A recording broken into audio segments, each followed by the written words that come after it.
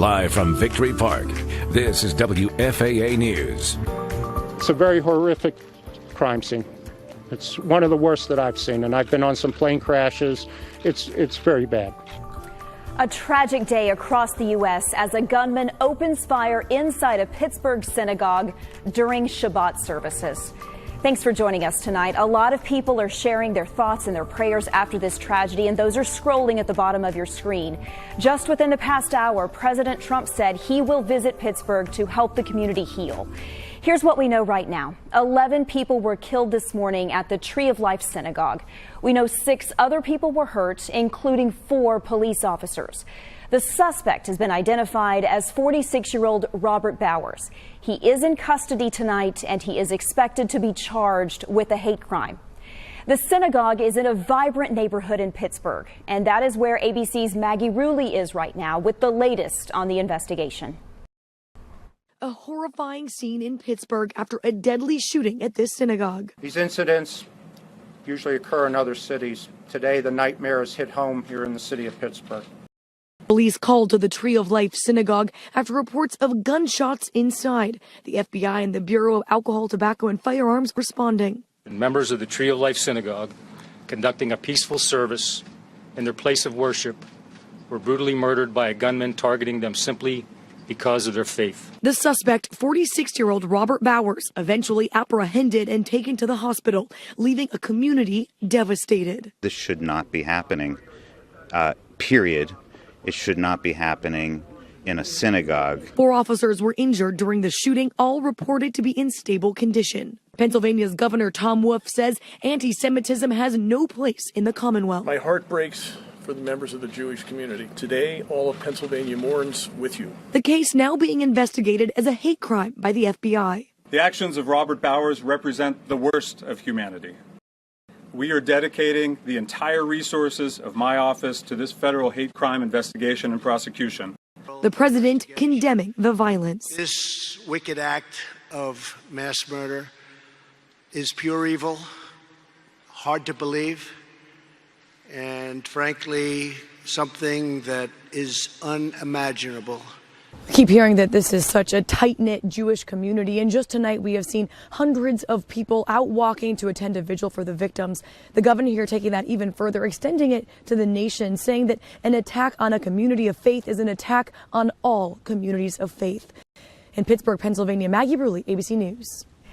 There's a lot of talk online about the shooting happening during a baby naming ceremony. Officials have not confirmed that yet, but there are questions about what exactly that is. In the Jewish religion, moments of significance do not happen without notice or celebration. And parents know a baby's birth and choosing a name is certainly not a small thing. This ceremony celebrates the birth and a first step into Jewish life. There's also talk online about the temple being conservative. That has nothing to do with politics. It's one of the branches of Judaism, one that has a very strong connection here in Dallas. News 8's Tiffany Liu joins us from Temple Emmanuel in Dallas with that story. Tiffany.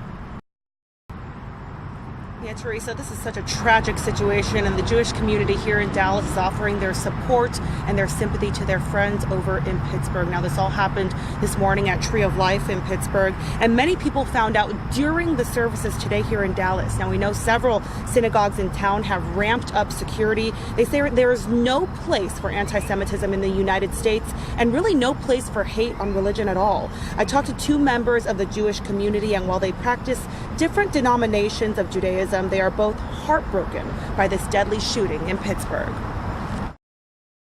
When you think about an attack in a religious organization, it's not just a hate crime, it's a crime against every American, because we have civil rights and we have the right of freedom of religion.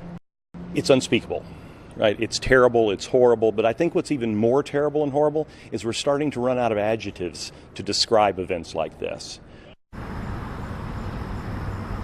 And here at the Temple Emmanuel, they did not go into the specifics of it, but they did say that they have ramped up security, and it is visible on campus here to protect their 4,000 members. Reporting live in Dallas, Tiffany Liu, Channel 8 News. Tiffany, thank you. We know a lot of you are out and about this weekend, so be sure to download our WFAA app so you can get the latest updates on this story and any other breaking news right in your hand.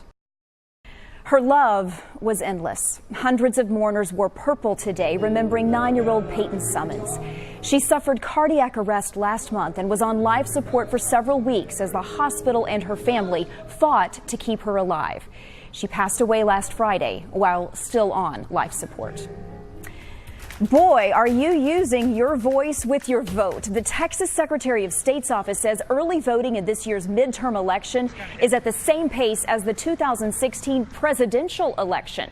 This week alone, more than 242,000 people voted in Dallas County. Another 195,000 people voted in Tarrant County and 134,000 in Collin. Today, Democratic candidates Beto O'Rourke and Colin Allred joined forces rallying voters, and they were not alone.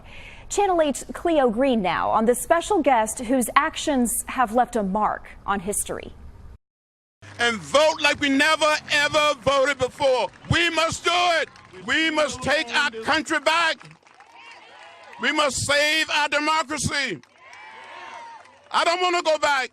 I want to go forward. Representative John Lewis, a civil rights hero, is vowing for Democratic hopefuls like Beto O'Rourke and Colin Allred, encouraging voters to get in good trouble. When you see something that is not right, not fair, not just, say something, do something, get in trouble. The icon pushing early voting, even taking to social media. Here's a post with O'Rourke and a tweet of his that's gone viral. It says, "I've been beaten, my skull fractured, and arrested more than 40 times so that each and every person has the right to register and vote. Friends of mine gave their lives. Do your part. Get out there and vote like you've never voted before." It doesn't matter whether we're black or white, Latino, Asian American, or Native American. We all live in the same house. Lewis's message was inspiring to just about every voter in this crowd, especially Dallas civil rights attorney Jasmine Crockett. It was absolutely of the utmost importance that I show up when a civil rights legend was going to be in Dallas, Texas. And he's here supporting a candidate who would not be able to run but for him paving the way. And just one block down the road, voters made their way to the polls at Fretz Park Library, making it their mission to encourage early voting. I feel our democracy is at stake here, and it is probably the most important election that I will have ever voted in my life. Save our democracy. I wish you well. Thank you very much. Cleo Green, Channel 8 News. Incumbent Senator Ted Cruz worked hard today in Houston. He held rallies at Richmond and Katy, also urging supporters to vote. The clock is ticking to vote early. You have until Friday to cast your ballot, or you have to wait until Election Day, which is, of course, November 6th. Driving is stressful enough without having other drivers screaming at you. Wow. Next at 6, the road rage caught on camera in Texas. It's going to leave you speechless. And trick or trip? There's something creepy going on in this pot shop. And something happened in TCU football that hasn't happened in 21 years. We'll tell you about it later in sports.